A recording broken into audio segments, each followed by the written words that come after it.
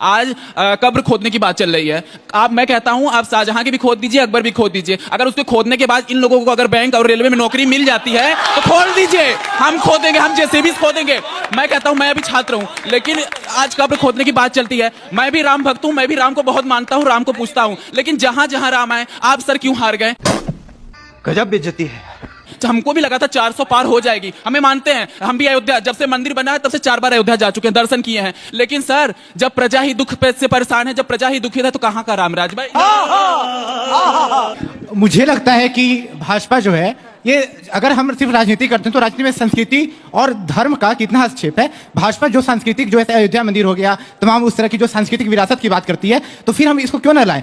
बात तो सही है। चलिए आप दोनों बताइए एक एक लाइन में। मैम चाहे पार्टी कोई से भी हो, लेकिन उन्होंने काम किया है, बीजेपी पार्टी ने काम किया है। क्या किया है? राम मंदिर बनवाया है, इतना बड़ा काम किया है। जानबूझ के लिया था क्या नीला गमछा? जो देश के लिए काम कर रहा है हम उसके साइड है। जैसे धारा 370 हटाया। कोई सेंस है इस बात की? जब नीट की परीक्षा में चीटिंग आई तो तब के हमारे एजुकेशन मिनिस्टर ने इसको नकार दिया। फिर जब ये स्कैम पता चला तो उन्हें जब ये आश्वासन मिला कि हाँ चीटिंग हुई, तब उन्होंने संसद में खड़े होकर इस बात को बोला कि हाँ हमसे गलती हुई है। तो एजुकेशन के मामले में आपने कितने IITs बना दिए। उसके बाद जिस जगह पे ये डिबेट हो रही है नोएडा, जिसकी नींव खुद कांग्रेस के समय पे रखी गई राजीव गांधी द्वारा, आपने उसके अलावा कैसे ऐसे हब खोल दिए? यही नहीं, अभी और सुनिए सर, आपसे बहुत जुनून मुद्दा, 4 दिन की बात है, प्रधानमंत्री के क्षेत्र बनारस की जो घटना है।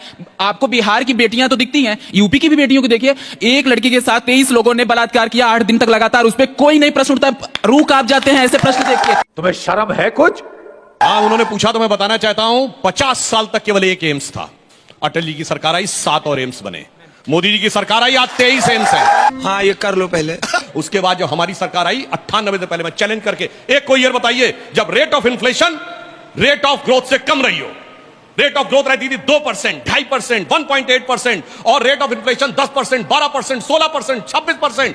जब से हमारी सरकारें आई हैं, अटल जी की सरकार और मोदी जी की सरकार, सिर्फ कोविड का दौर छोड़ के, एक वर्ष बताइए जहां rate of inflation rate of growth से ऊपर रही हो। बताता हूं, पहले ये देखो। मैं यहाँ पे, मेरा नाम मोहम्मद तौकीर आलम है और इस हाउस के मैं विपक्ष में बोलने के लिए खड़ा हुआ हूँ। और जैसे ही मैं खड़ा हुआ तो मुझे टोपी दे दी गई, जैसा कि मैं बीजेपी के अगेंस्ट बोलता हूँ, क्योंकि बीजेपी सबको टोपी देती है। जैसे हमारे नेता ने शुरू किया था कि राम के नाम से होते हैं, तो हम लोग बिल्कुल उसी आराध्य को मानते हुए ये शुरू करना चाहते हैं और सर को टैकल करना चाहते हैं। सर ने जैसे कहा कि हम लोग 75 वर्षों में कभी स्टैंड को नहीं बदला, और उन्होंने शुरुआत ही की जम्मू कश्मीर से। तो मैं उन्हें बताना चाहता हूं कि सर आपने जम्मू कश्मीर में इससे भी शुरुआत की थी कि आपने PDP के साथ सरकार बनाया था और फिर ये कहा था कि हम लोग स्टैंड नहीं बदलते हैं।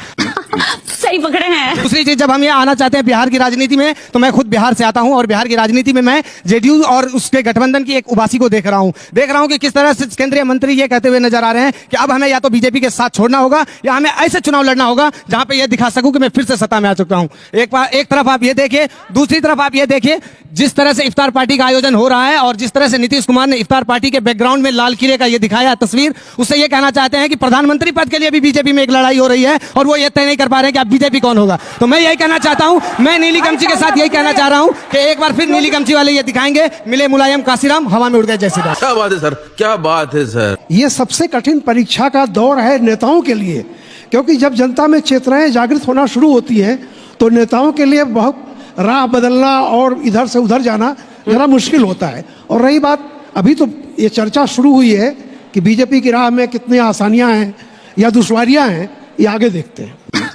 सही पकड़े हैं। क्या विधानसभा चुनाव में भी बीजेपी को हराना नामुमकिन है? और जो नंबर सामने आ रहे हैं नामुमकिन है, अगर आप ये मानते हैं कि हराना नामुमकिन है तो आपको हाँ करना होगा, और नहीं कहने वाले 40 और ये टाई होता हुआ दिख रहा है। ये हुई ना बात। मजा आया, और मैं ये जो मजा है हिंदुस्तान के हर व्यक्ति को देना चाहता हूं।